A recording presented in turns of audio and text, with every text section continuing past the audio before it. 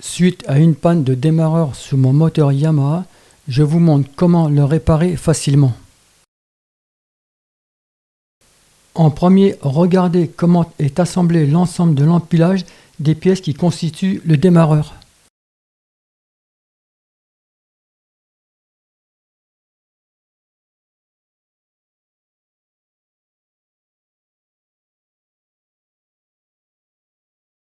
Fixez le démarreur dans un étau et dévissez les deux grands boulons qui maintiennent l'empilage de toutes les pièces entre elles.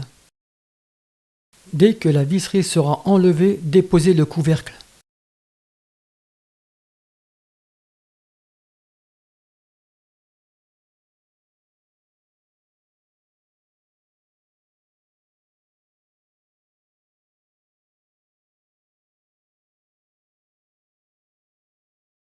Quand les vis sont desserrées, j'utilise un tournevis avec une douille de 6 mm. Ces vis possèdent un filetage assez long.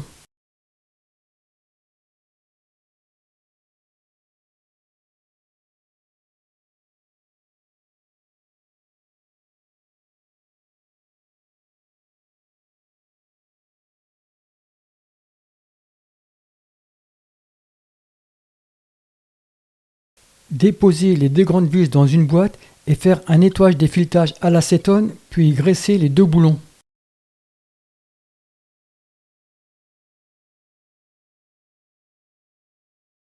A l'aide d'un tournevis plat, il faut décoller la tête du démarreur et le sortir de son logement et observer l'état de l'induit.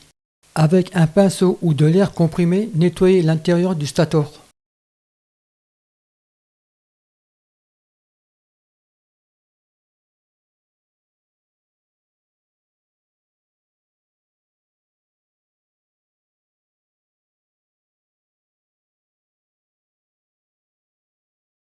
Après la dépose de ce couvercle, on arrive aux parties les plus délicates du démarreur.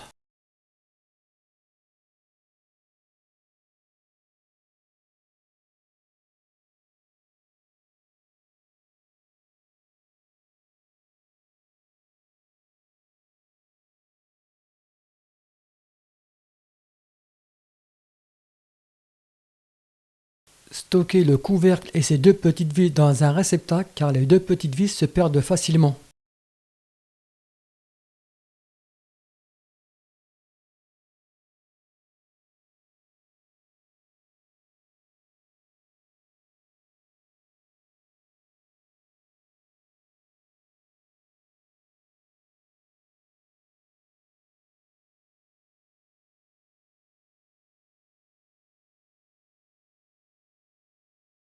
Sortir la base du démarreur avec un tournevis plat en tirant vers le haut.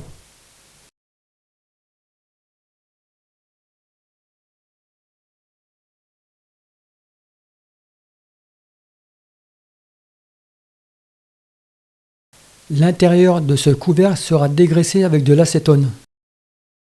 Cette platine porte-balai est solidaire des deux enroulements magnétiques.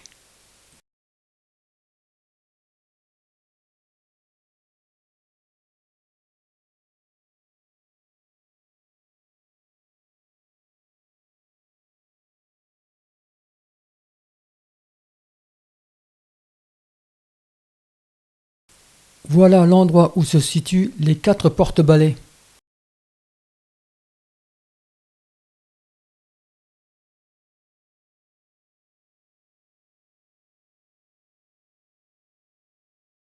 Là, je constate que les balais n'ont pas une usure uniformément, d'où éventuellement la panne.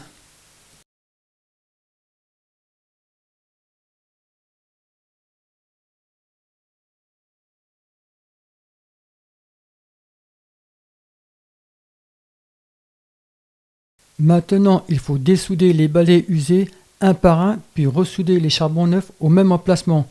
Attention, il y a deux balais plus et deux balais moins.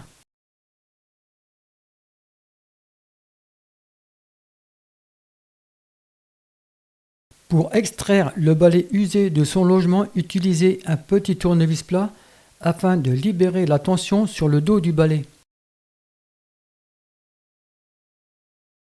C'est comme chez le dentiste, aidez-vous d'une pince pour enlever le balai usé. Les balais positifs ont une gaine de protection pour ne pas être en contact avec la masse du stator.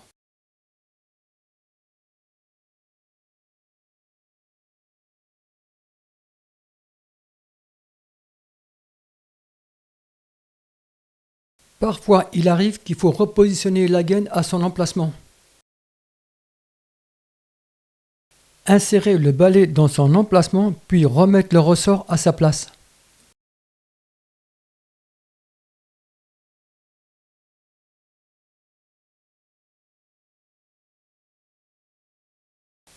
Attention à ces ressorts, ils sont assez puissants et pourraient vous pincer les doigts.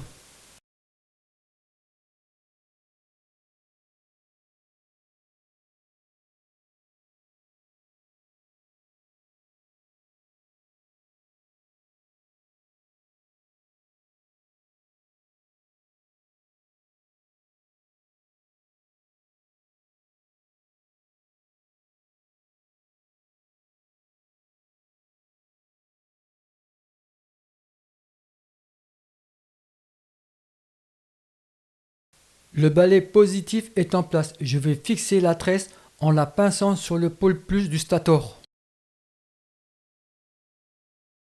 Pour réaliser cette opération de soudage, il est impératif que le fer à souder doit avoir une puissance de chauffe de 80 à 100 watts.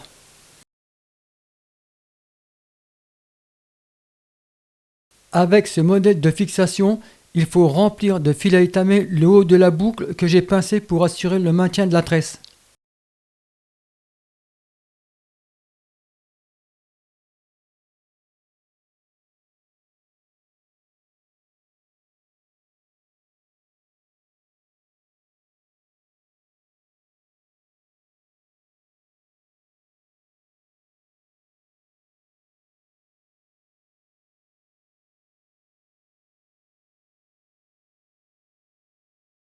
Les deux balais positifs sont maintenant soudés.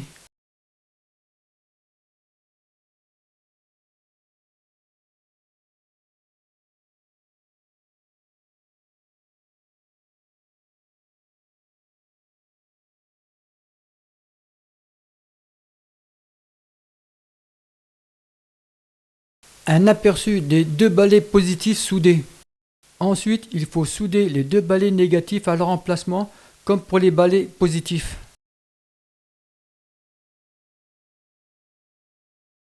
C'est ici que je vais souder la tresse négative, mais avant, il faut que j'étame la zone.